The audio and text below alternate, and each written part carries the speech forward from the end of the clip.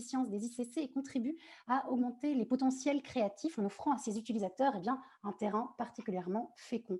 Côté face, les artistes et les entrepreneurs capables d'utiliser les applications et les outils de l'IA sont encore relativement peu nombreux. Et autre danger, pointer du doigt l'hyperconcentration de l'offre, des données et des revenus dus à la logique commerciale des géants Internet. Bref, l'application de l'IA dans la culture n'est évidemment pas sans poser de nombreux défis, notamment sur la manière de garantir et de soutenir la pluralité des expressions culturelles. Et c'est précisément le sujet que vont aborder nos nombreux intervenants aujourd'hui, des intervenantes et des intervenants qui ont laissé leur micro allumé. Vous pouvez les couper si vous les avez laissés allumés. Alors, on va commencer avec Maxime Watrin, délégué général adjoint Wallonie-Bruxelles auprès de l'UNESCO, par un petit mot d'introduction, et puis Henri Monceau, directeur de la francophonie économique et numérique au sein de l'Organisation internationale de la francophonie, nous donnera un aperçu de la stratégie numérique. Laurence Mayer-Robitaille, juriste de formation, négociatrice de la Convention de 2005 et depuis 16 ans spécialiste de programme à l'entité de la diversité des expressions culturelles au secteur de la culture à l'UNESCO, a pour mission la mise en œuvre de la Convention sur la protection et la promotion de la diversité des expressions culturelles. Elle aborde avec nous ce soir la place de l'intelligence artificielle au sein de l'UNESCO. Octavio Coulez, co-auteur du guide sur l'IA dans l'art et les ICC, éditeur numérique, chercheur, philosophe et membre du groupe d'experts de l'UNESCO chargé de rédiger une recommandation sur l'éthique de l'intelligence artificielle, sera notre quatrième intervenant. Au menu, billets, éthique et impact de l'IA sur les ICC. Alexandra Ben-Samoun, également experte auprès de l'UNESCO et professeure de droit à l'Université Paris-Saclay et personne qualifiée au Conseil supérieur pour la propriété littéraire et artistique chargée de conseiller le ministère de la Culture sur l'évolution de la législation en matière de propriété littéraire et artistique. Elle nous parlera du rapport du CSPLA consacré aux enjeux juridiques et économiques de l'intelligence artificielle, justement dans le secteur de la culture. Dominique Roland, directeur du Centre des Arts d'Enghien-les-Bains, nous livre sa vision urbaine et artistique, y compris quelques exemples de la mise en œuvre des actions du réseau des villes créatives au regard de la Convention sur la diversité culturelle. Enfin, biberonné au Commodore 64, notre dernier intervenant, Benoît Carré, nous parlera autant qu'il nous fera entendre l'expression de son rapport à l'intelligence artificielle, s'approprier l'outil IA, pousser un peu plus loin quelques fonctionnalités, autant d'étapes que le auteur-compositeur et producteur, musicien en résidence au sein du laboratoire Spotify, partagera avec nous. Un moment de questions-réponses est prévu en deuxième partie de webinaire et vous pouvez d'ores et déjà, durant l'heure qui suit, dès à présent d'ailleurs, partager vos questions dans le petit onglet questions-réponses. Le webinaire est enregistré, il sera disponible sur la chaîne YouTube de la Délégation générale Wallonie-Bruxelles-Paris ainsi que sur la chaîne du réseau francophone de l'innovation. Maxime Watrin, délégué général adjoint Wallonie-Bruxelles auprès de l'UNESCO. Je vous cède tout de suite la parole pour le petit mot d'introduction. Voilà, ça sera mieux. Merci beaucoup, Flora. Bonsoir à toutes et à tous. Nous sommes ravis de vous accueillir si nombreux ce soir pour partager ce webinaire sur la diversité des expressions culturelles à l'ère de l'intelligence artificielle. Nous sommes ce soir très nombreux, nous sommes plus de 200 participants, nous en sommes ravis. Ce thème de la diversité culturelle nous tient particulièrement à cœur, car la Belgique francophone a été une des pionnières dans l'aboutissement de la Convention de 2005 de l'UNESCO sur la protection et la promotion de la diversité des expressions culturelles, convention dont on célèbre cette année les 15 ans. Nous sommes également l'un des principaux contributeurs au Fonds international pour la diversité culturelle. Et donc, ce thème de la promotion de la diversité des expressions culturelles est aussi important au sein de la francophonie. Donc, il était tout à fait naturel qu'on essaie de rassembler l'UNESCO, la francophonie, nos expertises sur cette thématique importante. Donc, c'est dans ce contexte qu'on présente ce soir un webinaire de haut niveau sur la diversité des expressions culturelles à l'ère de l'intelligence artificielle. L'intelligence artificielle et le numérique offrent de nouvelles opportunités pour l'art et des industries culturelles et créatives, mais elle pose aussi de nombreux défis, tels que Flora l'a rappelé. Dans ce contexte, nous sommes ravis d'avoir rassemblé ce soir des experts de l'UNESCO, de la francophonie, des artistes et des spécialistes du droit pour penser des politiques incluant une plus grande diversité d'expressions culturelles. Je vous souhaite une excellente soirée et passe dès à présent la parole à Henri Monceau. Merci et bonne soirée. Merci beaucoup, monsieur le délégué général adjoint, cher Maxime. Merci à la Fédération Wallonie-Bruxelles de s'être impliquée de telle manière dans ce projet extrêmement important et d'avoir pris toutes ces initiatives que nous sommes très heureux, auxquelles nous sommes très heureux de participer également. Alors, je vais tenter de manière brève, puisque c'est moi qu'on envoie au feu en premier, je vais tenter de peut-être synthétiser une partie des enjeux, alors une partie seulement, mais celle-là même qui montre l'importance qu'il y a d'avoir une vraie participation interculturelle, multiculturelle à cet enjeu de l'IA et la nécessité pour la communauté francophone de s'impliquer fortement, d'être volontariste dans les choix qu'il y a à faire et les apprentissages aussi dans le développement auquel nous devons participer de cette intelligence artificielle. Et pour faire ça, je vais peut-être, et comme il y a beaucoup d'amateurs éclairés en termes d'intelligence artificielle de part et d'autre des écrans, je vais peut-être vous parler 2 minutes du transformateur générationnel pré-entraîné, troisième version, hein, peut-être en avez-vous entendu parler. Il est tout frais, tout neuf, il vient de sortir, même si c'est le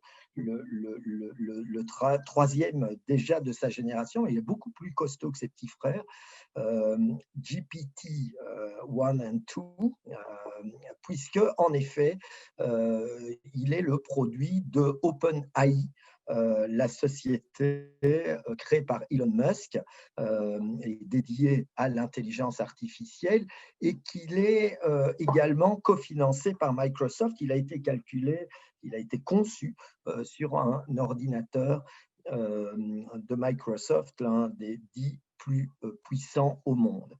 Alors, pour ceux qui ont participé au précédent webinaire, ils ont entendu Thierry Dutoit décortiquer le fonctionnement de l'intelligence artificielle et montrer comment tout était question à la fois de nombre de neurones disponibles dans un protocole, dans un dispositif donné, et aussi de la force des interconnexions entre ces neurones. Eh bien, dans le cas du super outil dont je vous parle, du transformateur générationnel, chaque mot sera important, c'est 175 milliards de paramètres, c'est-à-dire une puissance de calcul phénoménale. Puissance de calcul qui permet à notre ami numérique d'écrire des poésies originales, de les créer, d'écrire des discours qui sont brillants, qui sont performants à partir de peu d'éléments. Voilà. Et donc, bien entendu, n'entrons pas dans ce débat que nous avions déjà écarté la fois dernière. Il ne s'agit pas d'intelligence au sens de l'intelligence humaine. On fonctionne ici sur des modèles analogiques. Nous sommes tous d'accord sur ce analogique au sens de basé sur la ressemblance. Néanmoins, nous avons quand même affaire à une machine d'une puissance extraordinaire qui a une certaine force créatrice. Et là vient déjà un premier débat, une première interrogation. Comment va-t-on définir la création, la créativité? Si l'intelligence aujourd'hui n'est pas discutée comme telle, même par les spécialistes les plus acharnés de l'AI, par contre, on peut commencer à discuter de la notion de création et de créativité autour de ce type de processus. Mais si je vous ai parlé de GPT, c'est pour trois raisons. La première, c'est que elle introduit une tension, enfin tout ce processus, mais cette machine en est symbolique, introduit une tension incroyable entre, d'un côté, les producteurs, les détenteurs, ceux qui sont, disons, du bon côté, du côté du manche productiviste de l'outil, et puis les autres acteurs. Et c'est une tension qui peut se décliner sur plusieurs plans. Tout d'abord, elle se situe clairement sur un plan géopolitique. Puisque, je l'ai indiqué, il s'agit là d'un développement américain. On en parlait la fois précédente. On sait qu'aujourd'hui, l'essentiel des développements en matière d'intelligence artificielle viennent de deux pays. Mais c'est un développement qui a une puissance comparative par rapport à ce qu'il est possible de faire ailleurs, qui est tout à fait étonnante, puisque je vous disais que GPT a été élaboré à partir d'un ordinateur de Microsoft qui est un des 10 plus puissants au monde. Eh bien, cet ordinateur qui possède plus de 10 000 cartes graphiques, il est 10 fois plus important que le plus gros supercalculateur français, le supercalculateur Jean Zay. Donc, on est dans ce type d'écart de 1 à 10 par rapport à ce que l'on peut envisager. J'ai parlé de la France, mais c'est le pays, clairement, qui est le plus développé sur ce plan dans l'espace francophone. Donc, on a ce type de différentiel.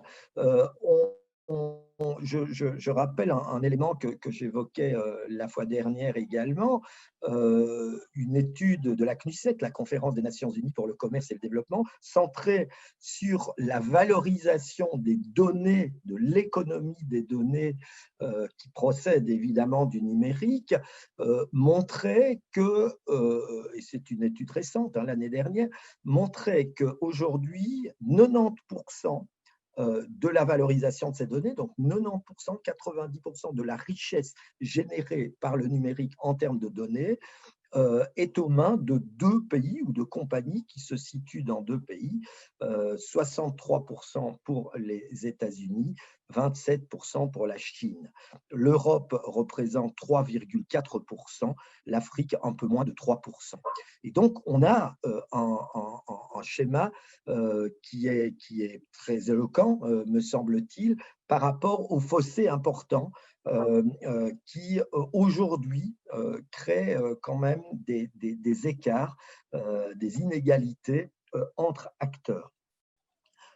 Ça, c'est un premier point. Un deuxième enseignement qu'on peut tirer de l'aventure de GPT et de tous les développements depuis un bon nombre d'années, c'est que nous parlons bien d'entreprises privées. Alors, même si le développement du numérique s'est fait autour d'investissement public pour une grosse part. Je ne reviens pas ici sur l'histoire désormais relativement longue et tumultueuse depuis en tout cas la Seconde Guerre mondiale du numérique. Pour une très large part, tous les fondements viennent d'investissements publics. Mais aujourd'hui, l'essentiel, la quasi-totalité du développement, mais également du retour que cela peut générer, notamment sur le plan financier, est privé. Et évidemment, ça établit une réalité qui est très différente par rapport à beaucoup de schémas qui ont pu être gérés dans le passé sur le plan politique. On évoquait tout à l'heure la Convention sur la diversité culturelle. Comment peut-on gérer une convention, mais Madame Maillère-Robitaille nous en parlera sans doute, comment pourrait-on gérer une convention de ce type-là sur le plan numérique avec une telle diversité d'acteurs et dans un schéma où ces acteurs privés ont mis en évidence ce que l'on appelle parfois le multipartisme, voire le multi-stakeholderisme, c'est-à-dire une légitimité des acteurs qui ne procèdent pas forcément des codes hérités du développement de l'État, du développement de la chose publique dans nos sociétés. Donc voilà une deuxième différence qui est extrêmement importante. Troisième élément, c'est celui en effet de la régulation, de la réglementation, qui est donc confrontée déjà à cette difficulté-là, mais qui est sollicitée de manière urgente, puisque je reviens à Elon Musk, il fait partie, avec d'ailleurs Mark Zuckerberg et quelques autres, de ceux qui prônent un développement du système neuronal, et je mets des guillemets à neuronal, mais dans les deux sens. C'est-à-dire qu'aujourd'hui, en effet, la machine fonctionne autour de neurones interconnectés, atteint une certaine puissance et la machine, elle a été conçue grâce à des signaux neuronaux conçus par les hommes, stimulés par les hommes et transmis vers la machine. Mais un certain nombre d'acteurs, et c'est le cas de OpenAI, imaginent qu'il est tout à fait envisageable de fonctionner aussi à travers des impulsions qui seraient transmises par la machine, par des signaux qui seraient envoyés dans les cerveaux humains par la machine, ce qui évidemment ouvre à d'autres possibilités. Alors je suis sûr que sur le plan, puisque nous sommes ici dans un cadre qui est lié à la question à la question créative et des industries culturelles, je suis sûr que ça ouvre aussi beaucoup de perspectives dans ce sens-là. Néanmoins, ça crée un certain nombre de questions fondamentales. Voilà, je ne serai pas plus long, j'ai déjà manifestement dépassé le temps qui m'était imparti, mais je voulais ouvrir à ça et indiquer pourquoi la francophonie, dans ce contexte-là, estime extrêmement important d'inscrire l'intelligence artificielle aussi au menu de sa stratégie économique. On est en train de le faire actuellement pour préparer une décision qui sera prise par les ministres francophones à la fin de ce mois, mais aussi de notre stratégie numérique, la stratégie numérique pour l'espace francophone, qui, elle, est en chantier et chantier dans lequel la Fédération Wallonie-Bruxelles est appelée à jouer un rôle important puisqu'elle participera au comité de pilotage qui va présider aux travaux d'élaboration de cette stratégie. Voilà, chère Flora, mais c'est plutôt directement à Madame Maillère-Robitaille que je passe la parole pour poursuivre le fil de ces interventions liminaires. Merci beaucoup, Henri Manceau. Non, ce fut un plaisir de vous écouter. Merci beaucoup pour cette invitation. Merci beaucoup à la Belgique d'être toujours là et avec l'UNESCO en tant que le groupe francophone et également dans la création, la mise en œuvre et l'avenir de cette convention dont nous célébrons les 15 ans. Merci également à l'OIF d'être toujours là. Et une chose que je veux de suite dire, c'est que pour être membre de l'OIF, il faut avoir quand même ratifié cette convention. Donc, c'est quand même un acquis OIF qui est quand même important à souligner. Aujourd'hui, nous sommes là pour un débat sur l'intelligence artificielle dans le cadre de la diversité des expressions culturelles, bien sûr, mais aussi au niveau du secteur de la culture aussi. Je voudrais peut-être un peu revenir sur ce que l'UNESCO fait quand même depuis 3 ans. L'intelligence artificielle a frappé tout le monde il y a peut-être 4-5 ans. Et là, les gouvernements, comme le soulignait Rimonceau, sont un peu désabusés parce qu'ils doivent répondre à une technologie qui les dépasse par eux-mêmes. juste pour pouvoir légiférer là-dessus, c'est quelque chose d'assez un peu fantastique par rapport à tout ce qui se passe aujourd'hui. Mais revenons et la directrice générale a eu le mandat de ses États membres pour négocier une recommandation sur l'éthique de l'intelligence artificielle. Donc, nous en sommes là depuis une année. Octavio Culet vous en parlera plus, c'est un de nos experts là-dessus et qui a réussi à mettre la culture justement au sein de ce gros instrument juridique quand même qui va pas révolutionner les choses, mais qui va quand même mettre, comment dire, une espèce de pilotis sur l'éthique. Alors, l'éthique, elle va être fondée sur quoi? On va orienter ça, bien sûr, sur une éthique de l'intelligence artificielle, sur une intelligence artificielle qui serait responsable, parce qu'on a besoin de responsabilité dans ce monde de technologie, et surtout centré sur l'humain. Donc, voilà, le texte est négocié au niveau des experts. Il a été envoyé aux États membres. Les États membres vont devoir se pencher là-dessus. Et au début de 2021, nous aurons l'opportunité et la joie de avoir ce texte et que les États membres nous fassent un retour sur ce que c'est. Alors aussi, au niveau de l'UNESCO, il n'y a pas juste cette recommandation qui nous préoccupe. Tous les secteurs sont bien sûr impactés, de l'éducation aux sciences, à la communication et à l'information. Mais aujourd'hui, nous sommes ici pour parler justement de culture.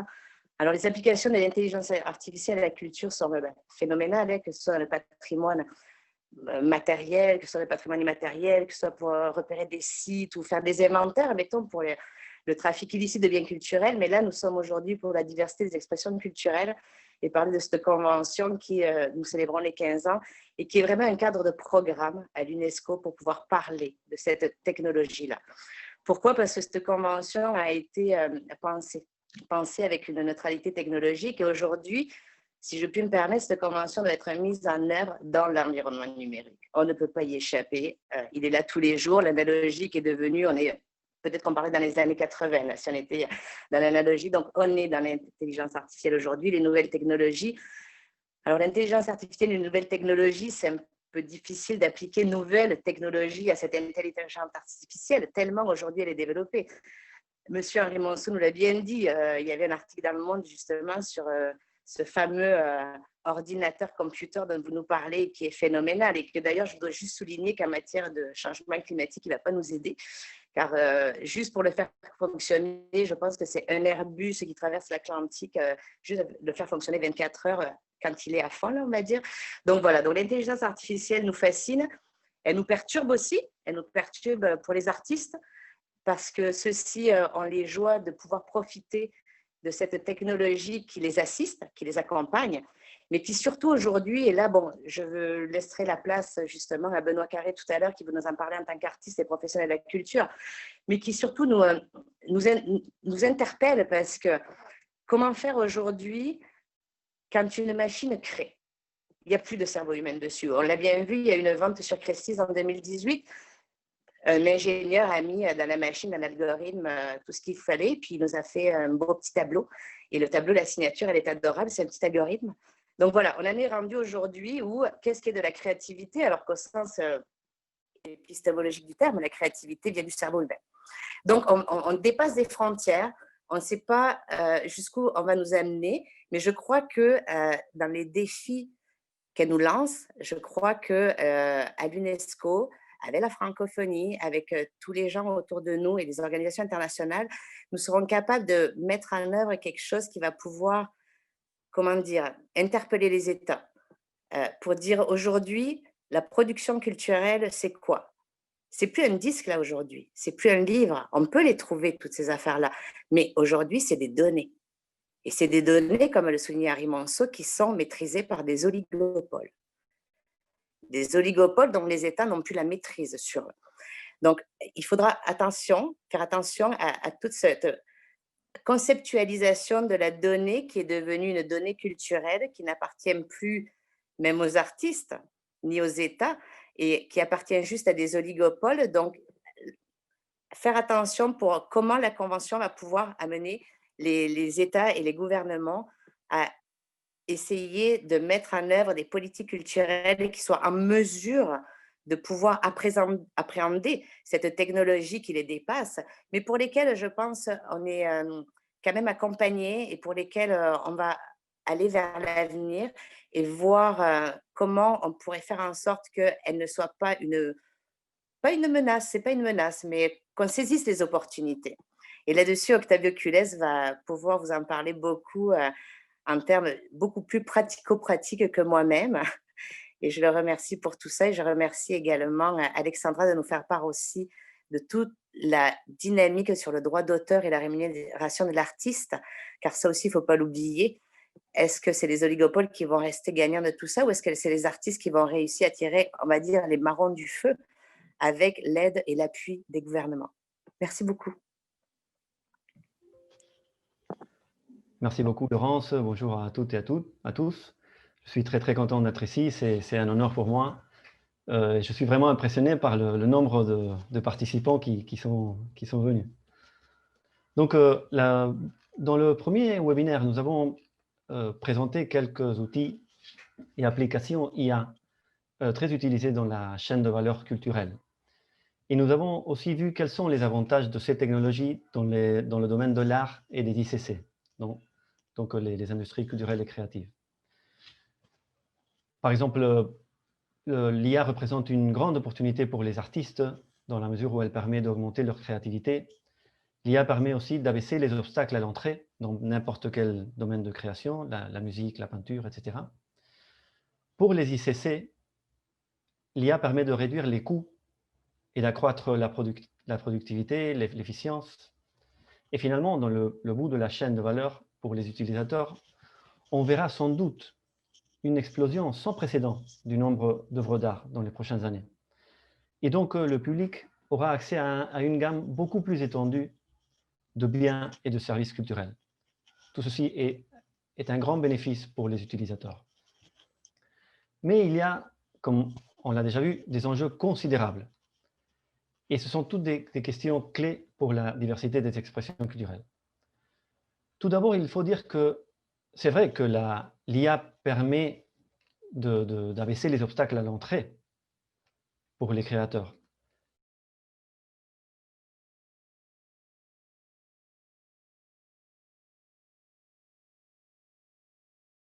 Coder. Donc, est-ce qu'il y aura une fracture entre ceux qui ont les connaissances techniques et ceux qui ne les ont pas? En plus, il y a la difficulté de savoir qui est vraiment le titulaire du droit d'auteur quand on analyse une œuvre d'art créée avec de l'IA. Est-ce que le titulaire, l'ayant droit, sera l'artiste qui a utilisé l'application d'IA ou ce sera plutôt le programmeur qui a conçu l'algorithme? Ou bien, puisqu'on utilise l'apprentissage automatique qui a besoin de données pour alimenter la machine, ou bien est-ce qu'il s'agira des milliers de personnes qui ont créé les données utilisées pour entraîner l'algorithme? Donc là, il y a un autre grand problème, et je suis sûr aussi qu'Alexandra Ben-Samoun va le traiter après, donc lié à la question du droit d'auteur. Et le grand thème ici, qui a été déjà mentionné par Laurence et par Henri, c'est la question le rôle joué par les plateformes numériques, les grandes plateformes d'Internet. D'abord, il y a le sujet des algorithmes de recommandation. Nous savons tous que ces algorithmes sont des systèmes qui nous proposent des contenus dans les plateformes de streaming surtout, et dans les réseaux sociaux. Et ces systèmes, ces algorithmes sont parfois une sorte de boîte noire. Nous connaissons très très peu sur quels sont les paramètres utilisés. Et ceci a un grand impact sur la diversité des expressions culturelles, surtout sur la découvrabilité des contenus en ligne. On sait bien que les contenus francophones et aussi les hispanophones ne jouissent pas toujours d'une visibilité suffisante dans les plateformes internationales. Une autre question très liée à celle-ci est l'enjeu des biais ou des stéréotypes. C'est un problème qui est toujours présent dans les algorithmes, dans les données et dans les interfaces d'IA. Et c'est lié en bonne partie au manque de diversité des équipes qui développent ces solutions IA. Et si on prend en considération que la plupart des entreprises technologiques manquent vraiment de diversité au sein de leurs équipes de travail, il y a de quoi s'inquiéter quand on pense au futur de l'art et de la culture. D'autre part, il faut savoir que l'écosystème culturel peut devenir trop dépendant des solutions développées par ces grandes entreprises. Et donc, il y a un risque de concentration économique dans tous les secteurs créatifs. Il y aura beaucoup de métiers qui seront effectués par des machines. Et dans ce contexte, il y aura sûrement une perte de milliers ou de millions de postes de travail dans ces secteurs. Il y a en plus d'autres enjeux qui vont au-delà de la chaîne de valeur, des enjeux plus larges. Il faut penser au nord et au sud. Si les principaux centres de développement d'IA, comme expliquait Henri, se trouvent aux États-Unis et en Chine, et en partie en Europe, est-ce qu'il y aura une fracture créative, non seulement numérique, mais une fracture créative entre le nord, relativement fort en IA, et le sud, faible en IA? Est-ce qu'il y aura aussi au sein de chaque société une perte de cohésion sociale, puisque si la culture est fabriquée par des machines, tous ces contenus ne seront pas porteurs de sens, de valeur, d'identité, comme l'établit la Convention de 2005. Donc, comment va fonctionner une société qui sera administrée par des algorithmes et où les personnes vont consommer des contenus purement personnalisés, fabriqués par des machines? Donc, la situation est très complexe. Il y a des opportunités, il y a des enjeux énormes, mais, comme on dit souvent, le match n'est pas perdu. Il y a beaucoup de travail à faire. Je pense que le projet de recommandation sur l'éthique de l'IA que mentionnait Laurence, qui a été mené par l'UNESCO en 2020, il y a quelques mois, met justement l'accent sur ces questions. Le projet de recommandation, il y a un premier brouillon que je peux vous partager le lien ici sur le chat. Vous pouvez voir le premier brouillon. Après, je ne sais pas si vous avez reçu le lien.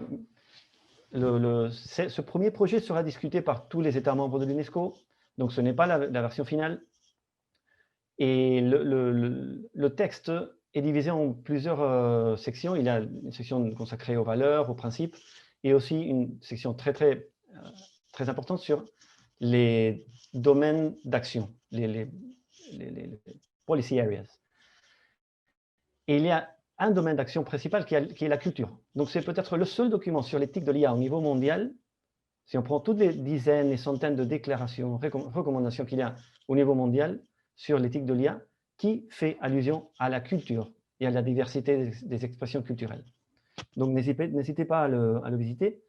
Et je pense qu'en général, il faut faire un grand travail de sensibilisation. Il faut sensibiliser tous les acteurs culturels sur ce grand thème qui est l'IA. Et ce cycle de webinaire constitue clairement un pas très important dans cette direction. Merci beaucoup. Et je passe la parole à Alexandra Bensamou.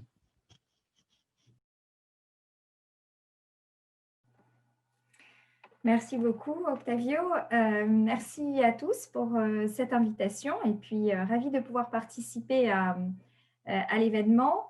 Alors, on m'a demandé d'être très raisonnable, donc je parlerai 7 minutes et pour cette raison, je ferai très court et je présenterai uniquement les enjeux économiques et juridiques de l'intelligence artificielle dans le secteur de la culture. Et c'est le résultat d'un rapport que j'ai réalisé avec le professeur Joël Farchi pour le ministère de la Culture, pour le CSPLA, le Conseil supérieur de la propriété littéraire et artistique, qui est un organe de conseil en France du ministère de la Culture sur l'évolution de la législation, notamment en lien avec le numérique.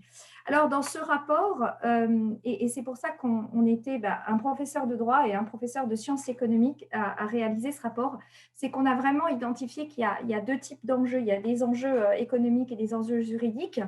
Et si on les résume de manière thématique, on va dire qu'il y a un enjeu en termes de données et un enjeu en termes de création et de protection de la création. Et c'est ce qui ressort clairement de l'ensemble des interventions qui sont déjà intervenues. D'abord, un enjeu en termes de données. On le sait, la question de l'intelligence artificielle est étroitement corrélée à celle des données. Et à partir de ces données, on crée des applications concrètes en matière d'intelligence artificielle tout au long de la chaîne de valeur, notamment au stade de la consommation, de la production, etc. Donc, toute la chaîne de valeur est impactée, si vous me permettez l'expression, par ces données issues de l'intelligence artificielle. On le voit très bien d'ailleurs au stade de la consommation avec les systèmes de recommandation. Ces systèmes de recommandation personnels, apprenants, qui donc exploitent ce type de données et qui sont parfois décriés. À la fois, c'est d'une grande utilité, ces systèmes de recommandation qui apprennent à nous connaître lorsqu'on a des abonnements musicaux ou audiovisuels. On apprécie qu'on nous fasse des propositions proches de nos choix, mais à la fois, on a beaucoup dénoncé ces bulles de filtre qui sont créées du fait de ces recommandations, d'une part, et d'autre part, on a aussi dénoncé les dangers en termes de découvrabilité des œuvres, et en particulier, c'est un sujet qui est très étudié au Québec et aussi au sein de l'UNESCO et de la banque d'experts de l'UNESCO dont je fais partie, et on discute souvent de ces sujets de découvrabilité et de comment on pourrait mettre en place des mesures qui permettrait de préserver la découvrabilité des œuvres, et notamment, je sais que le Québec regarde avec positivement les dispositions qui ont été prises dans la directive SMA, notamment dans la directive européenne qui impose un certain nombre de quotas d'œuvres européennes, etc. Alors, ces applications donc concrètes au stade de la consommation, ce n'est pas le seul endroit où on utilise les données de l'IA. Il y a aussi clairement désormais toute une économie et des investissements qui sont réalisés au vu de ces données. En particulier, on va analyser les comportements, on va analyser les tendances du marché pour influencer les lieux d'investissement en termes culturels. Donc, ça devient vraiment très important, et c'est pour ça que je vous disais que vraiment toute la chaîne de valeur est complètement contrariée par cette influence de l'intelligence artificielle et donc par ces données. On le voit, les données sont vraiment aujourd'hui un facteur de compétitivité et ce qui pose des questions intéressantes parce que vous l'avez rappelé, Monsieur Monceau, on sait très bien entre les mains de qui sont ces données. Qu'est-ce qu'il faudrait pour les ICC? Est-ce qu'il faudrait qu'on permette la libre circulation de ces données, la libre disponibilité? Est-ce qu'il faudrait imposer le partage de certaines données? Et dans le rapport, on s'intéresse justement notamment par quel mécanisme juridique on pourrait passer pour imposer un partage de certaines données ici de la culture, aussi pour que les artistes et les producteurs ne soient pas coupés de des utilisateurs qui sont normalement les premiers qui devraient être en lien avec eux et qui ne le sont plus, puisque désormais, on a un intermédiaire supplémentaire. Et puis, je vous le disais, le deuxième type d'enjeu que j'identifie, à part les données, c'est un enjeu en termes de création, en termes de protection, surtout de la création. Et là, avec Octavio a déjà commencé à en parler, et on a eu l'occasion plusieurs fois d'échanger sur ces sujets, puisqu'une grosse partie du rapport, la moitié du rapport, porte sur ces questions de protection, à la fois de l'amont et de l'aval. En amont, souvent, lorsqu'il y a une création générée par une intelligence artificielle, eh bien, cette intelligence artificielle, on va la nourrir d'œuvres. Et peut-être que Benoît Carré nous en parlera pour Dadiscar. Je crois que c'est 45 morceaux, je ne sais plus, François m'avait dit, mais je crois que c'est 45 morceaux qui avaient été entrés. Quel est le statut des œuvres entrantes? Est-ce que ça donne prise au droit d'auteur ou pas? C'est une question qui s'est posée longtemps et sur laquelle on n'avait pas de réponse.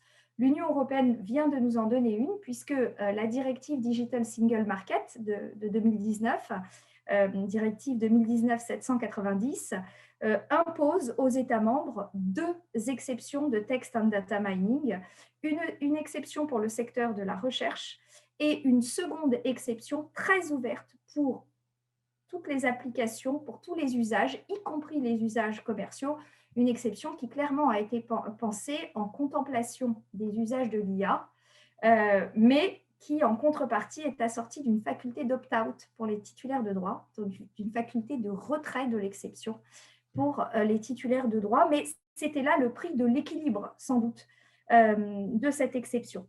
Et puis, au-delà de l'amont, alors je vous le dis peut-être très vite, mais je travaille en ce moment pour le CSPLA justement à la transposition de ces deux exceptions en droit français.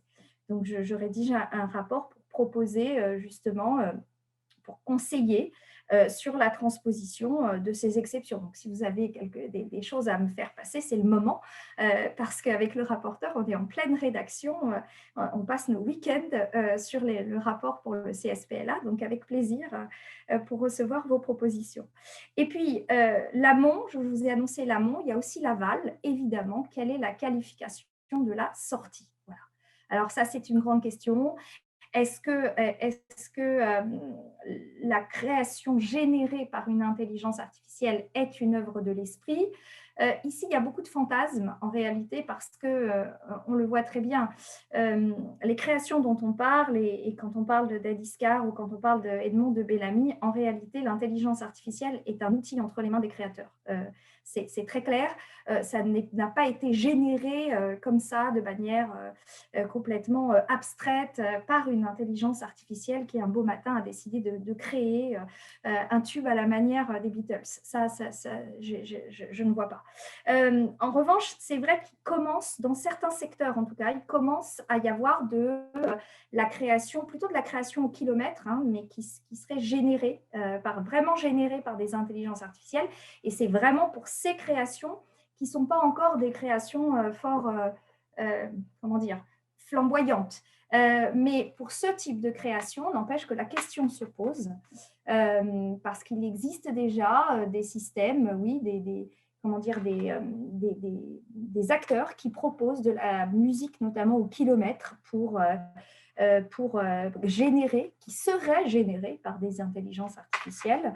Et dans ce cas-là, bien, est-ce que cette sortie est une œuvre de l'esprit? Alors, je fais l'analyse juridique dans le rapport et je vous invite à la partager si vous le souhaitez. Si c'est une œuvre de l'esprit, qui est titulaire des droits? La question n'est pas tranchée hein, aujourd'hui. Je ne prétends pas du tout vous apporter une réponse certaine hein, enfin si, je sais très bien pour Dadiscar, mais en revanche, pour cette musique au kilomètre, je ne peux pas apporter une réponse certaine en droit. Je fais une proposition dans le rapport. Mais en tout cas, il faut savoir que la question intéresse.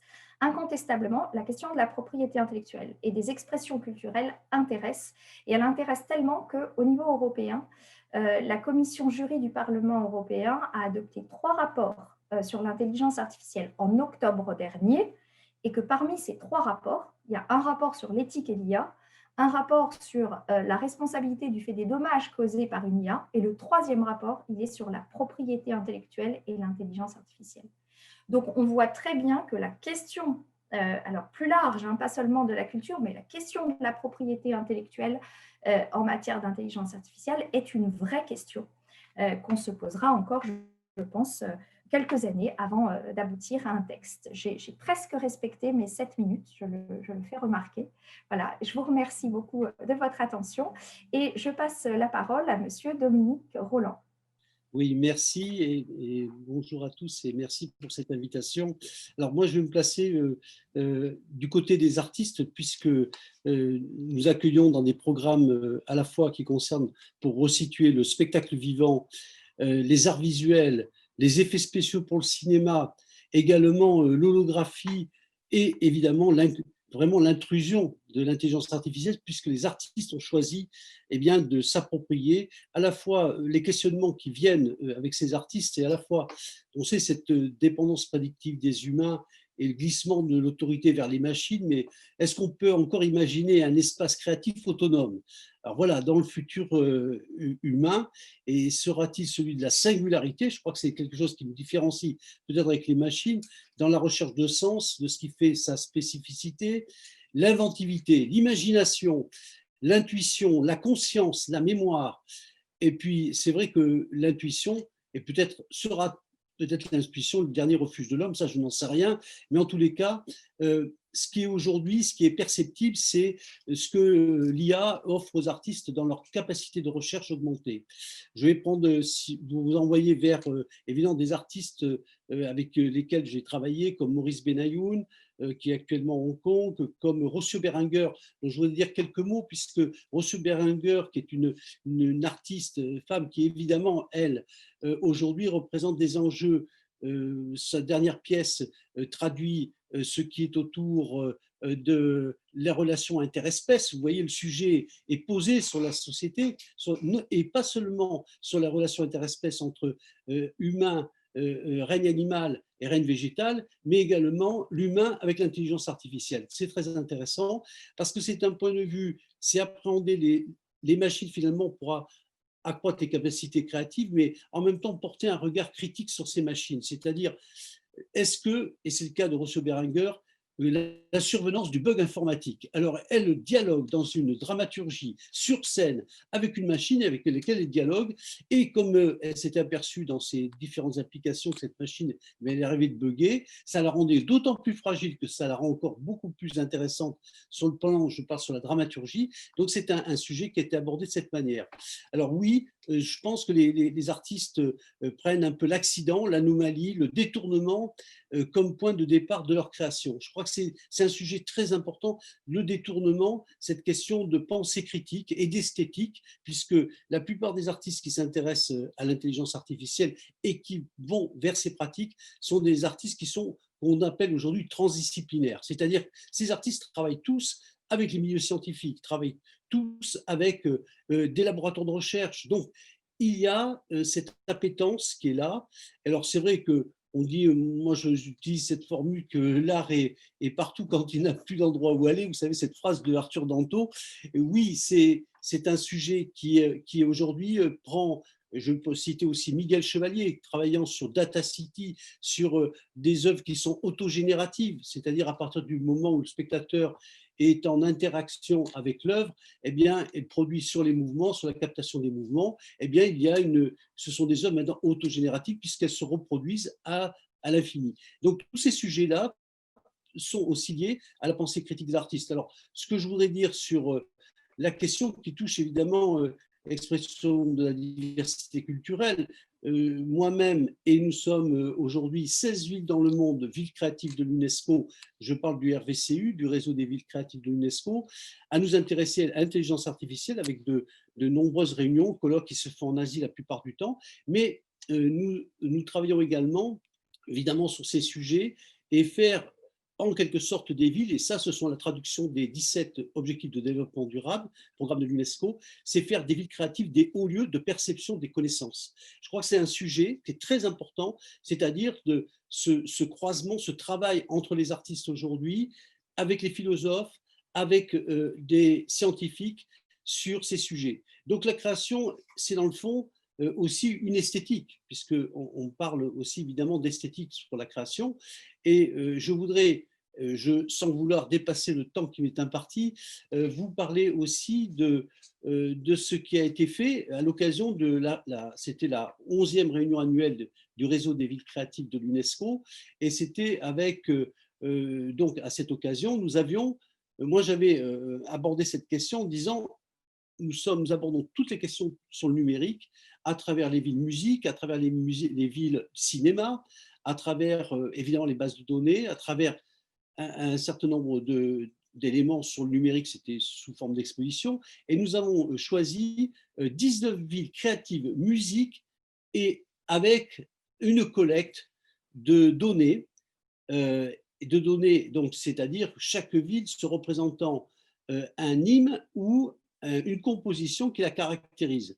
Alors, si vous voulez, je ne peux pas hésiter à vous dire quel était le prisme, parce que ça va rejoindre évidemment ensuite Benoît Carré, parce que c'est une véritable rencontre. C'est-à-dire l'enjeu, c'était à la fois de documenter ce que les villes produisaient sur le plan musical, ces 19 villes, et ces 19 villes, vous voyez, là, il y a un rapport nord-sud qui était équilibré, puisque nous avions Kinshasa, nous avions Brazzaville, de l'autre côté, il y avait Liverpool, il y avait Glasgow, et vous retrouviez d'autres villes comme Mannheim, comme Hamamatsu, comme Séville, c'est-à-dire que là, vraiment, expression de la diversité culturelle. Et l'enjeu, eh bien, ça a été la rencontre, évidemment, CSL, Sony, avec puis Benoît Carré, c'est-à-dire à partir de l'échantillonnage de ces 19 villes, 19 titres, eh bien, d'en faire autre chose, c'est-à-dire, mais ça passe évidemment, et c'est Benoît Carré qui en parlera mieux que moi, ça passe par le filtre, par finalement la façon d'aborder par un artiste, évidemment, ce qui est à la fois tonal et modal quand on parle de musique. Et donc, l'intérêt, si vous voulez, c'est que quand on parle d'intelligence artificielle, moi, ce qui a été une belle expérience, et là, je pense que je vais, sans dépasser le temps qui m'est imparti, vous devez, voilà, c'est le low-tech et le high-tech, puisque voilà l'objet. Nous avons de ces 19 villes sorti des titres donc, qui sont avec Flow Machine, donc Benoît Carré va parler, sur un vinyle. Voilà, si vous voulez, c'est à la fois retrouver l'objet, c'est-à-dire l'objet physique, et la dématérialisation de l'autre, c'est-à-dire dans une hybridation finalement d'une production. Voilà, et pour terminer, vous dire qu'avec le Japon, nous avons réalisé avec une artiste qui est, alors elle, c'est un hologramme qui s'appelle IA, justement, vous voyez, sans jeu de mots, et qui est suivi par des millions de fans, avec qui nous avons travaillé pour la direction artistique et qui est maintenant dotée d'intelligence artificielle, enfin apprenante, attention, mais dans le fait qu'elle se produit sur scène avec des danseurs, des vrais, et des musiciens, et son approche est d'avoir une interaction pour faire un signe au spectateur qui la salue d'un côté. Si vous voulez, c'est un sujet qui ouvre un espace qui est assez fascinant, qui d'ailleurs se croise avec les industries créatives, avec le cinéma notamment, puisque le graphique est une vieille histoire, mais en même temps, dire que c'est vrai que ce rendez-vous que nous avons eu avec la réunion annuelle des villes créatives avec les villes musique, eh bien, c'était de pouvoir avoir dans ce rapport nord-sud, avoir une représentativité des villes musique, je veux dire du Congo, de Kinshasa, de Brazzaville, avec des villes du Nord, et d'en faire, et c'est là que Benoît Carré a tout l'espace pour nous en parler, parce que cet objet quand même a été produit à l'occasion de cette réunion annuelle. En tous les cas, pour nous, ça a été un enjeu formidable, et aujourd'hui, il y a une traçabilité. En tous les cas, puisque c'est issu de compositeurs, c'est issu de différents répertoires. Voilà, je vous remercie de votre attention. Bonjour, bonjour tout le monde, merci beaucoup pour cette invitation. Bonjour Dominique, et j'ai vraiment un très bon souvenir de cette collaboration c'était avec le groupe Catastrophe qu'on avait créé cette musique avec beaucoup d'hymnes de toutes ces villes. Et donc vraiment, je suis très heureux d'être là pour parler de mon expérience. Alors, je vais être vraiment humble dans cet exercice, c'est-à-dire que je vais parler de mon expérience sur un outil dans une chanson, mais je pense que ça résume pas mal un petit peu le rapport que je peux entretenir avec les machines, la création. Donc, je vais en fait disparaître derrière un écran pour vous montrer tout ça. Alors, normalement, ça devrait marcher. Ah, il faut que je fasse partage d'écran. Je pense que ça va marcher. Je vais y arriver, voilà.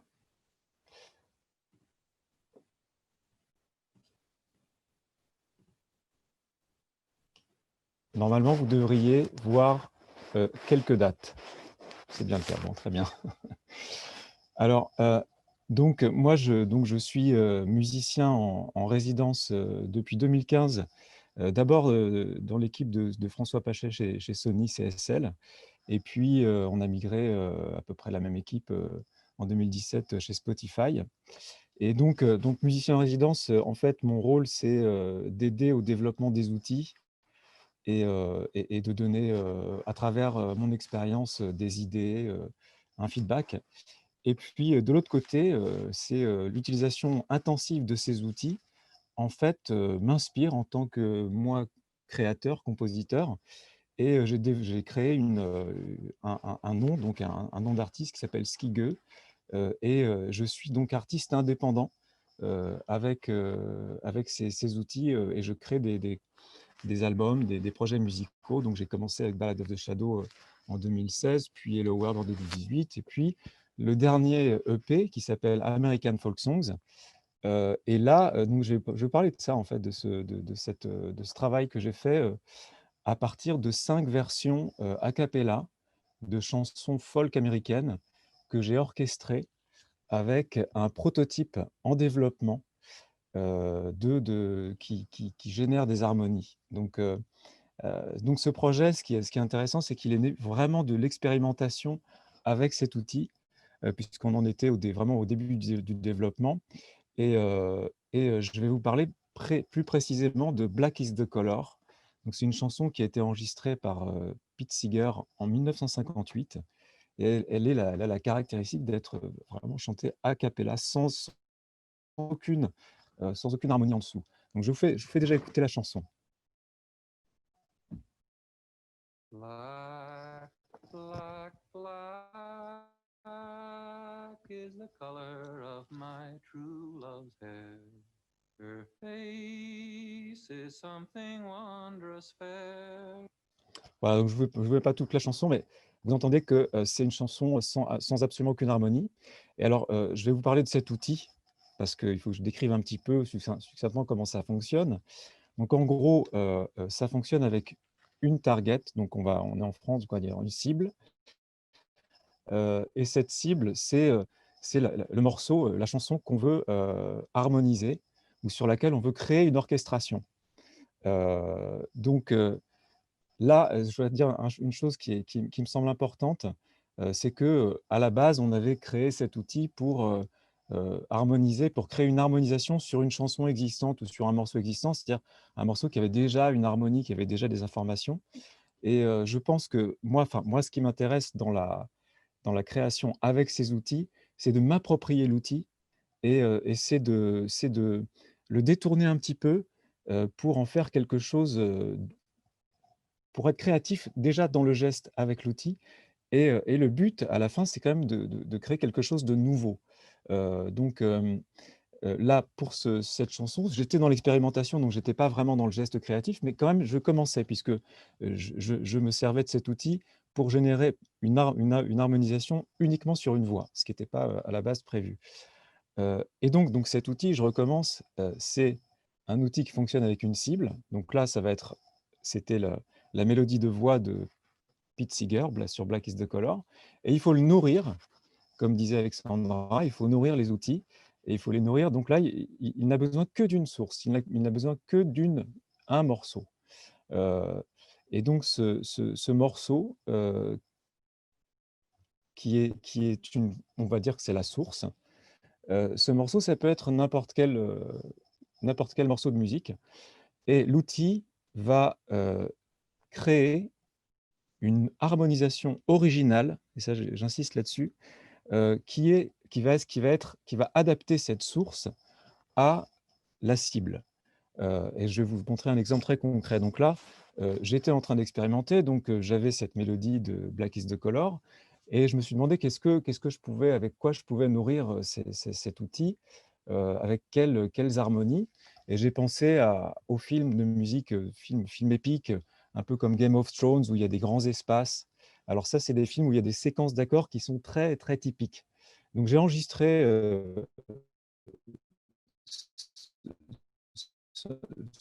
sans y penser, sans trop réfléchir, des séquences d'accords un peu dans ce style-là, en oubliant Black is the Color d'ailleurs. Et je vais vous faire écouter cette suite enregistrée.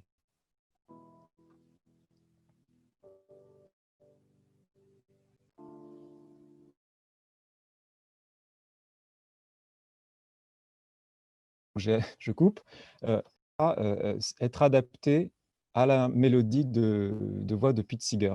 Et il va le faire de façon intelligente, c'est-à-dire qu'il va aller chercher dans la source, à chaque temps, chaque mesure, qu'est-ce qui est le plus juste harmoniquement avec la mélodie de la voix. Mais aussi, il va essayer de s'attacher à ce qu'il y ait des bons enchaînements. C'est-à-dire que sur le côté horizontal, il va être assez exigeant aussi.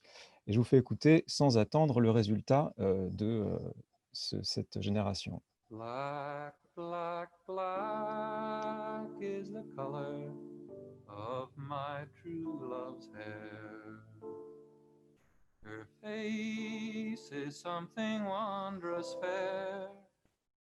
Voilà, alors ça, je trouve que c'était bien. Enfin, j'étais assez content parce que c'était conforme. L'harmonie était assez conforme il n'y avait pas de fausses notes.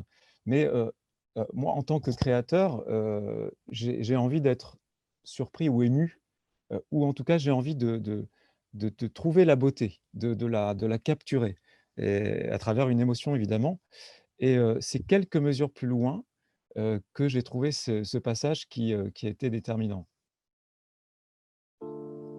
I'll follow her where'er she goes.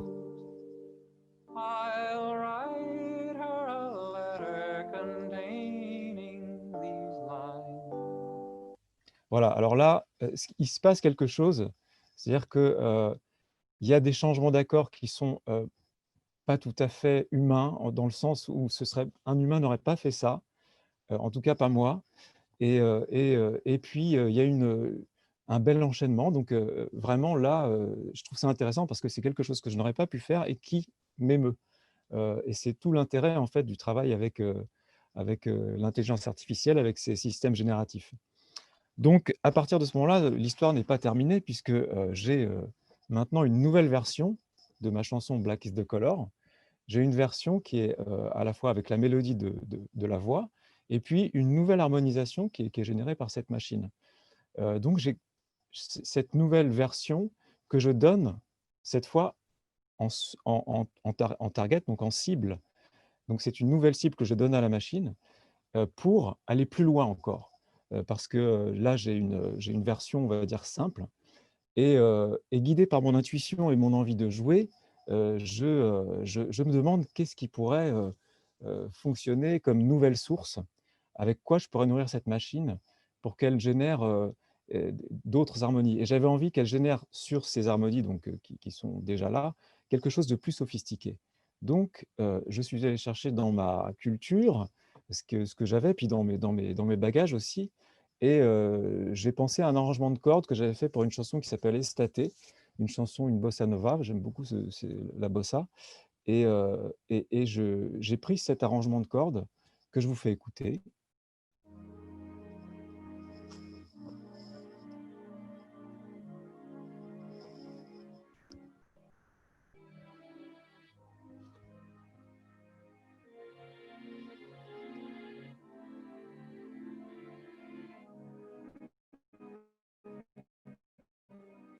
Voilà, donc en fait, c'est vraiment créé pour, un quatuor. Il y a quatre voix, peut-être parfois 5, mais bon. Et donc là, ce qui est génial, c'est le moment où on nourrit la machine, on dit: «Ah, qu'est-ce que ça va donner? Qu'est-ce que je vais avoir?» Et je vous fais écouter tout de suite, le résultat. I'll follow her where'er she goes. I'll write her a letter containing these lines. I'll suffer death 1,000 times. Donc là, j'étais plus dans l'expérimentation à ce moment-là parce que, j'avais vraiment quelque chose de beau, qui m'a ému. D'ailleurs, j'ai envoyé le résultat à François Pachet qui m'a dit: «Waouh!» plein de superlatifs, et je me suis dit: «Je peux pas la laisser comme ça, cette chanson. Il faut que j'en fasse quelque chose», et donc j'ai décidé, d'en faire une chanson de Skigeux. Donc là, je suis rentré dans un processus de production où on s'attache au son. Donc je vais passer parce que je n'ai pas le temps, mais il y a d'autres outils, qui sont développés chez Spotify pour la production, qui sont vraiment sur l'audio.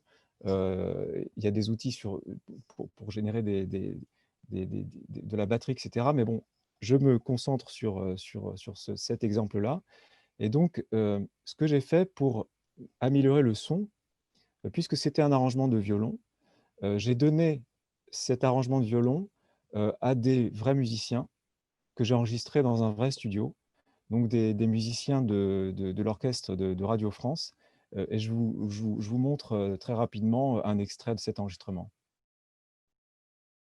Black, black, black is the color of my true love's hair. Her face is something wondrous fair. Voilà. Alors là si vous voulez, je suis entré dans une phase de production et puis il y a eu tout un travail ensuite pour créer une structure dans laquelle on ne s'ennuie pas quand on se promène dans cette chanson. Je vous invite à l'écouter. D'ailleurs, elle est sur toutes les plateformes. On peut l'entendre.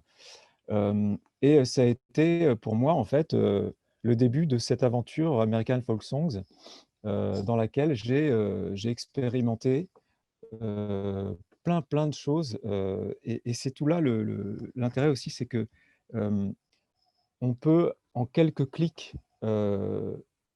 générer une harmonisation à partir d'un morceau de Purcell sur une chanson de Peggy Seeger.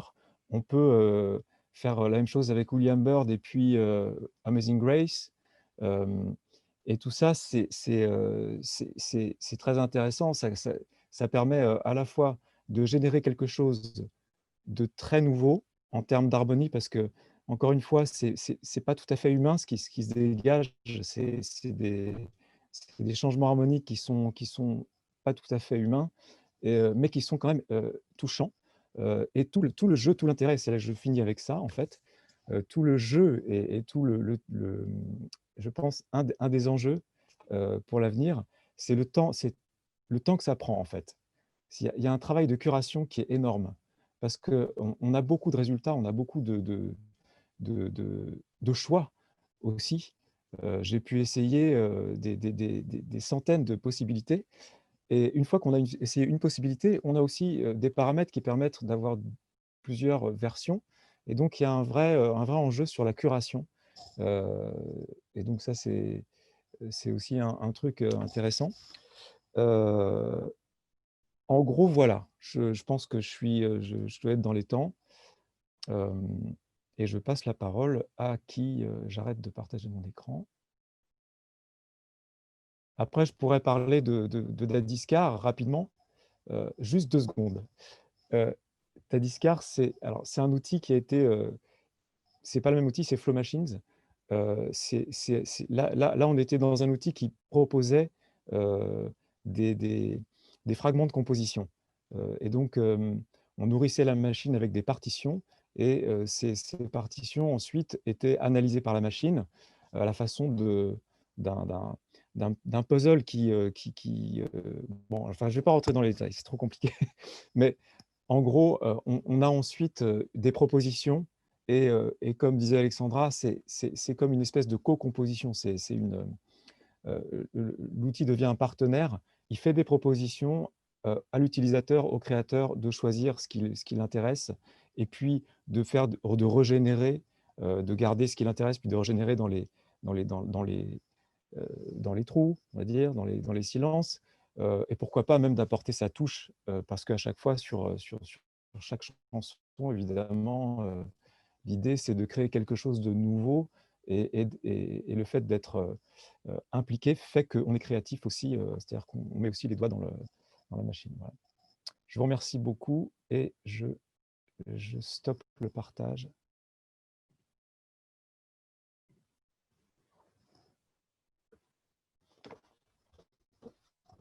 Merci beaucoup, Benoît, et merci d'avoir pris le temps de nous en mettre un petit peu plein les oreilles. Ça va être compliqué de faire la somme de tout ça pour passer aux questions-réponses maintenant. Peut-être y aller directement. J'avais envie de commencer avec le commentaire d'un des participants, Christian Ngoumou, qui nous dit tiens, comment une machine peut réussir à exprimer les sensations de joie et de colère. Ben, je crois qu'on a eu une partie, en grande partie, la réponse justement dans ce que Benoît Carré expliquait de l'association entre l'homme et la machine, d'un processus itératif où l'outil devient un partenaire et un dialogue s'installe entre l'homme et la machine. Et, voilà. Ma question, je ne sais pas encore très bien à qui elle s'adresse, mais elle va trouver son chemin parmi tous les intervenantes et les intervenants aujourd'hui. Avec seulement 12% de femmes chercheuses, le secteur de l'IA qui peine à diversifier ses équipes. Octavio le rappelait tout à l'heure, des équipes de développeurs qui se ressemblent, donc avec une représentation des minorités qui est elle aussi un peu difficile à assumer aujourd'hui. L'IA assimile une part importante de biais, on l'a vu, et des stéréotypes sociaux qui à leur tour vont avoir un impact sur l'art et la créativité. Alors quels sont aujourd'hui, je me pose encore la question, quels sont les garde-fous, les pare-feux, quels sont les moyens qu'on met en place pour rétablir une forme d'équilibre et garantir une représentation justement des diversités culturelles dont on parlait aujourd'hui. Je ne sais pas qui voudrait prendre la parole là-dessus. Peut-être Alexandra Ben Samoun, mais peut-être quelqu'un d'autre.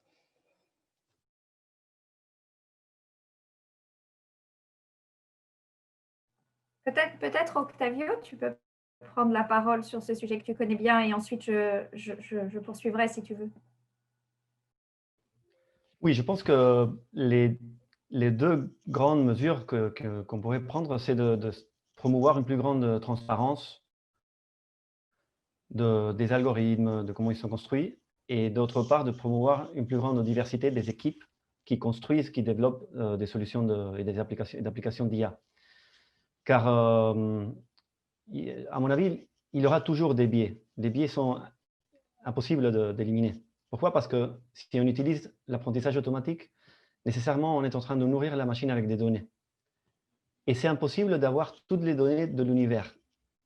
Donc, nécessairement, on aura une masse limitée de données disponibles. Alors, nécessairement, il y aura des biais.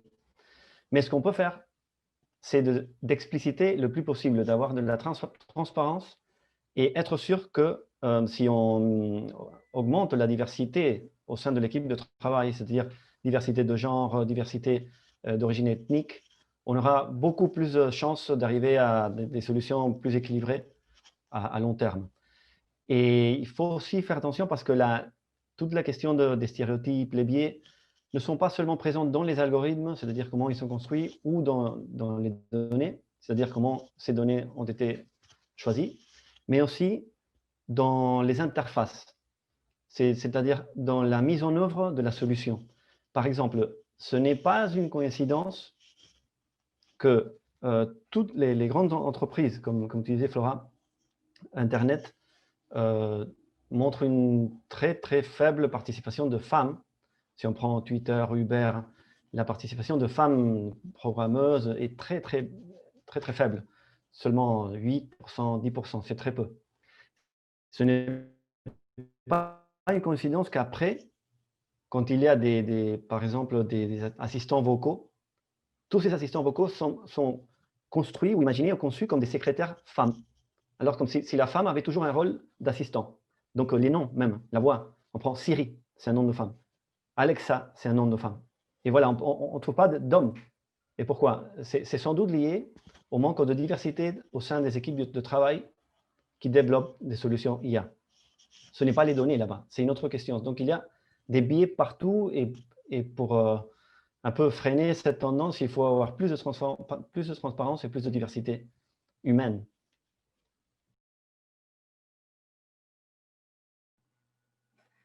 Alors j'adhère parfaitement au discours d'Octavio. Peut-être pour compléter, il peut y avoir des mesures plus engageantes aussi pour forcer parfois à la diversité des expressions culturelles. Et dans un réseau de francophonie, on sent bien qu'il y a une question aussi de préservation d'un socle culturel qui est fondamental. Et au sein de l'Union, il peut y avoir des mesures beaucoup plus inventives et beaucoup plus proactives du type quota obligatoire d'œuvres européennes. On est en train de le discuter en France, hein, c'est vraiment en cours. Du type également financement par les plateformes de la culture européenne. Voilà, donc il y a aussi les grandes questions de biais, mais il y a aussi des questions très pratiques dans cette diversité des expressions culturelles à mettre en œuvre. Et c'est vraiment le partage des données est aussi une question très pratique qui pourrait favoriser la diversité des expressions culturelles. Donc, voilà, je pense que on doit avoir un raisonnement en termes de droits fondamentaux et des exigences importantes en termes de liberté d'expression, d'égalité homme-femme, etc. Donc ça, c'est bien sûr évident, mais on doit aussi descendre un peu d'un niveau et trouver des mesures opérationnelles pour préserver la diversité des expressions culturelles. Je trouve que voilà, il y en a quelques-unes en Europe qui sont intéressantes pour cela. Il peut y en avoir d'autres. Le partage des données, c'est peut-être une piste à creuser à l'avenir, notamment au sein de l'UNESCO et au sein de la Convention et de la feuille de route des directives opérationnelles. Voilà.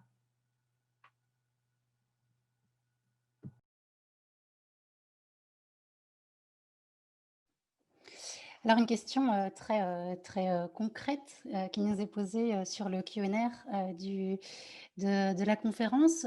C'est un spectateur anonyme qui nous la pose et qui se demande justement, qui se pose la question de savoir si les artistes sont sous contrat avec les concepteurs de machines ou les plateformes exclusivement pour de la création numérique. Je trouve que c'est intéressant, ça soulève la question justement des œuvres qui sont tombées dans le domaine public et puis de celles qui ne le sont pas, des musiciens qui vont être payés pour créer ou de ceux dont on va pouvoir réutiliser les sons et les samples sans trop se poser la question justement du droit et de la propriété intellectuelle. Qui veut répondre à cette question?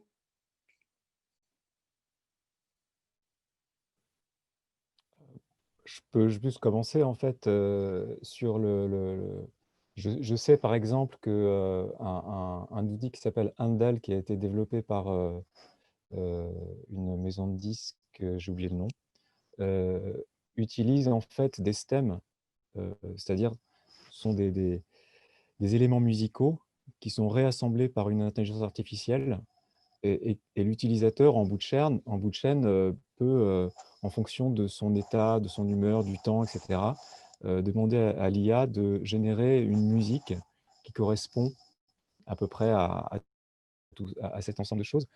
Donc là, c'est sûr qu'il y a des musiciens qui ont enregistré ces choses-là, qui ont enregistré cette musique, et je ne sais pas du tout comment ils ont été rémunérés, s'ils touchent des droits à chaque passage ou à chaque lecture. C'est des questions qui ne sont pas, en tout cas, ce n'est pas très transparent. Moi, je n'ai pas tellement d'infos là-dessus. Je sais qu'il y a de l'autre côté des artistes indépendants qui font de la musique avec les technos comme Holly Herndon, qui sont des artistes indépendants et qui ne sont pas liés à des technologies, ou en tout cas qui n'ont pas d'intérêts commerciaux. Moi, c'est mon cas aussi, je suis vraiment totalement indépendant. Je produis mes chansons, c'est moi qui paye les enregistrements. Et ensuite, je vais chercher des distributeurs comme n'importe quel artiste, en fait. Et les titres que je signe, j'en ai l'entière responsabilité, c'est-à-dire que je dois m'assurer que le matériel que j'utilise est libre de droit. Donc là, par exemple, dans American Folk Songs, j'utilise Purcell, Bird, Thalys, Gustave Mahler. Bon, ils sont libres de droit. Je peux utiliser ces musiques-là, mais si j'utilise une musique ou un matériel qui n'est pas libre de droit, là, ça pose effectivement des problèmes. On ne sait pas du tout pour l'instant comment gérer ça. Il n'y a pas de, il y a pas de règle encore.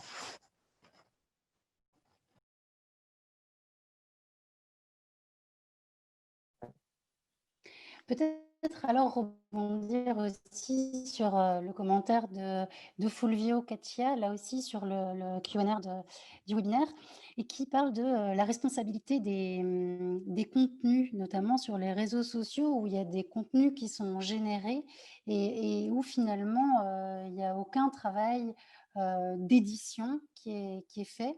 On a beaucoup ici parlé justement de la paternité des œuvres, mais qu'est-ce qu'il en est pour les contenus qui sont générés presque automatiquement? À qui on peut imputer la responsabilité de ces contenus créés?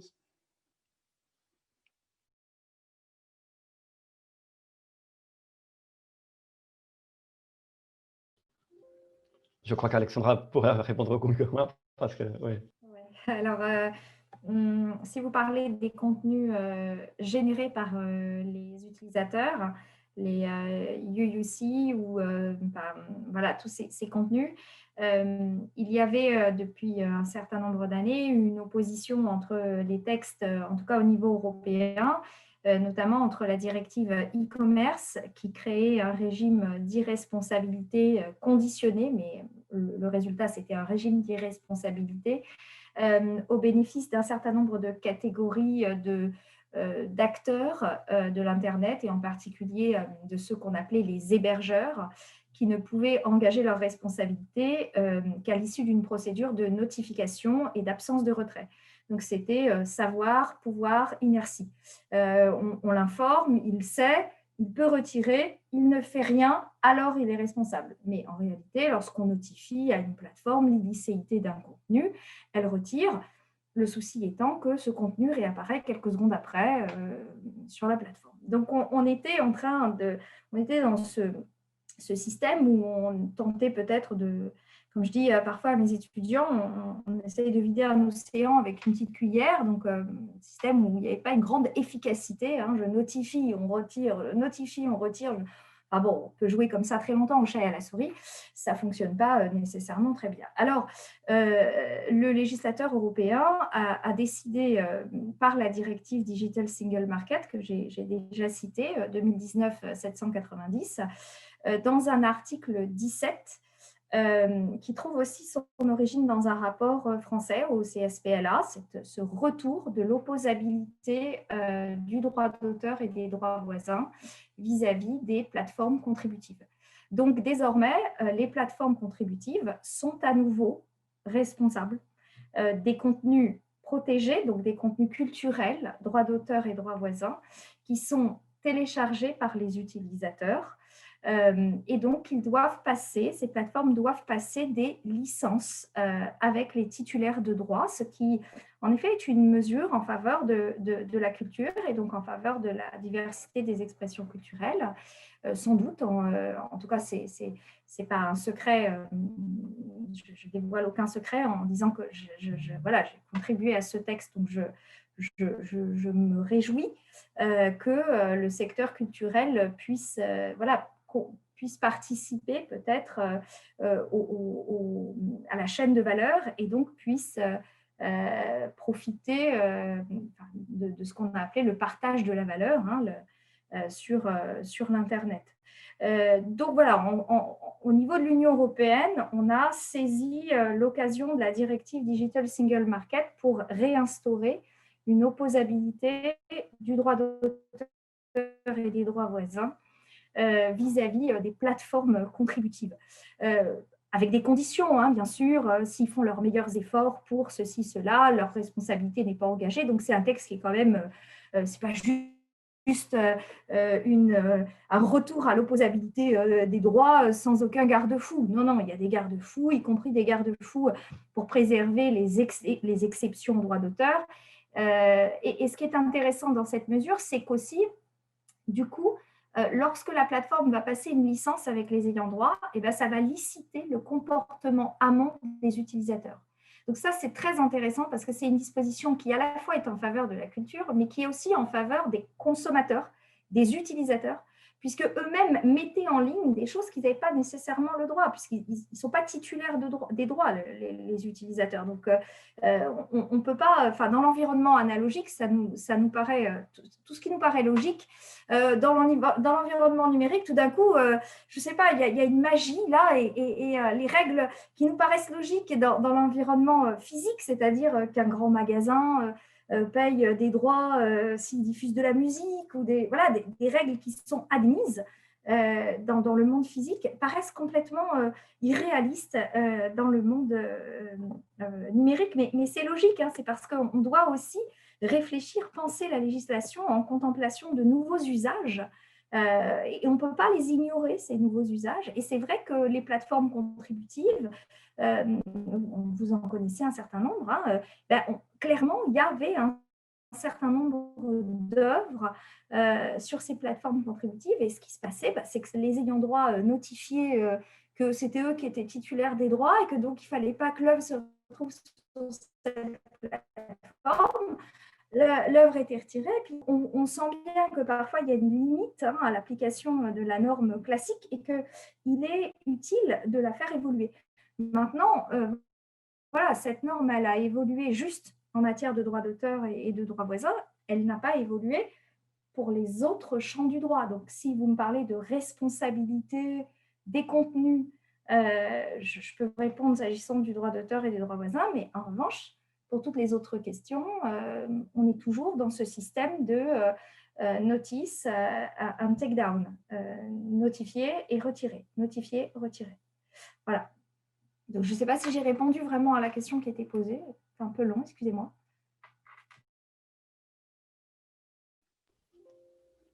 Merci, merci beaucoup, Alexandra Bensaïm. C'était complet. Et Octavio a une question à poser directement à Benoît Carré, me semble-t-il. Oui, tout à fait. Benoît, j'aimerais te demander pourquoi tu as décidé de signer tes chansons avec un pseudonyme. Parce que ça, c'est un phénomène assez courant dans l'art IA. Par exemple, si on prend le groupe Obios, qui crée des peintures, ils signent toujours avec une formule mathématique, mais ce n'est pas les noms des trois artistes. Après, si on prend Eva, l'entreprise luxembourgeoise, il y a aussi le pseudonyme Eva. Et Eva, c'est le pseudonyme de Pierre Barrault quand il enregistre les ouvrages au sein de la SACEM. Alors, moi, je trouve que c'est très intéressant, mais est-ce que tu penses que c'est une tendance ou est-ce que c'est parce que tu sens que quand tu crées, tu composes des chansons, tu n'as pas traversé seul le processus de création et que la machine t'a accompagné? Et en fait, tu as utilisé le pseudonyme de Skige, qui est ombre, en allusion au conte d'Anderson, où l'ombre qui accompagne toujours le personnage finit par voler l'identité du personnage. Donc, je ne sais pas si tu peux te dire deux mots. Oui, c'est exactement ça. Je ne voulais pas utiliser mon nom parce que bon, ça arrive souvent que quand on est sur un projet, on a envie de créer un peu quelque chose de différent. Et là, vraiment, c'était justifié puisque j'avais l'impression d'explorer une part d'ombre de ma créativité, ou en tout cas ce qui était resté dans l'ombre, ou ce qui était encore dans l'ombre. Et donc, j'ai été tout de suite interpellé par le conte d'Andersen, dans lequel, effectivement, comme tu dis, l'ombre prend le pas sur l'homme de science. Mais dans ce conte, en fait, c'est un peu Andersen qui est l'homme sachant qui se raconte dans ce conte, et qui est un personnage, un homme de l'époque romantique. Et l'ombre, elle est déjà, elle appartient au monde de l'industrialisation, du rationnel, etc. Et il sent que cette ombre va en fait le détruire, ou en tout cas euh, le rendre assez mélancolique. Et je trouvais que c'était intéressant, en fait, parce que ce nom Skigeux, ça résume un peu tout ça.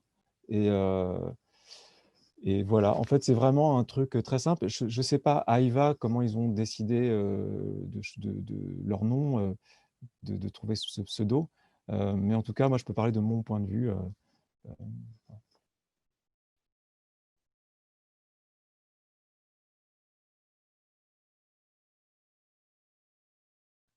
Alors, est-ce qu'un des intervenants, une des intervenantes souhaiterait ajouter quelque chose sur ce qui s'est dit ou sur ce qui ne s'est pas encore dit d'ailleurs?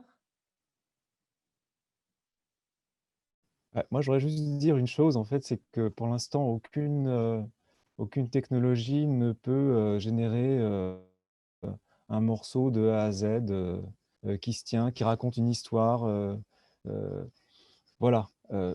Alors peut-être que quand on écoute ce que fait OpenAI, c'est assez troublant parce qu'on entend des espèces de marshmallows de Frank Sinatra entrecoupés d'applaudissements et puis bon, et puis de cuivre comme ça. Mais c'est assez troublant. Mais pour l'instant, malgré toute cette puissance et cette technologie dont parlait Henri Monceau, j'ai l'impression que la musique est encore à l'abri d'une intelligence qui serait capable de produire et d'avoir une volonté pour créer quelque chose.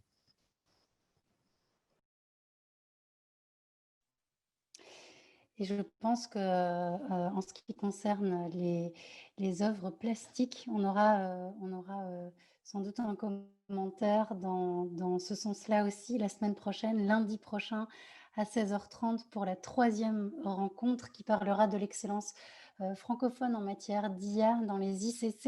Et on accueillera notamment Pierre Fautrel du collectif Obvious Art qui justement pourra aussi nous parler de comment ce processus entre l'homme et l'algorithme se nourrit petit à petit et exactement comme vous nous l'avez fait entendre aujourd'hui, Carré. Je vous propose qu'on en reste là et qu'on se donne rendez-vous alors la semaine prochaine à 16h30 pour ce 3e rendez-vous autour de l'intelligence artificielle dans l'art et dans les ICC. Merci à vous toutes et merci à vous tous de nous avoir suivis. Merci à nos intervenantes et à nos intervenants aussi d'avoir été parmi nous. Merci. Merci beaucoup. Au revoir. Au revoir. Merci. Merci beaucoup. Au revoir. Merci beaucoup.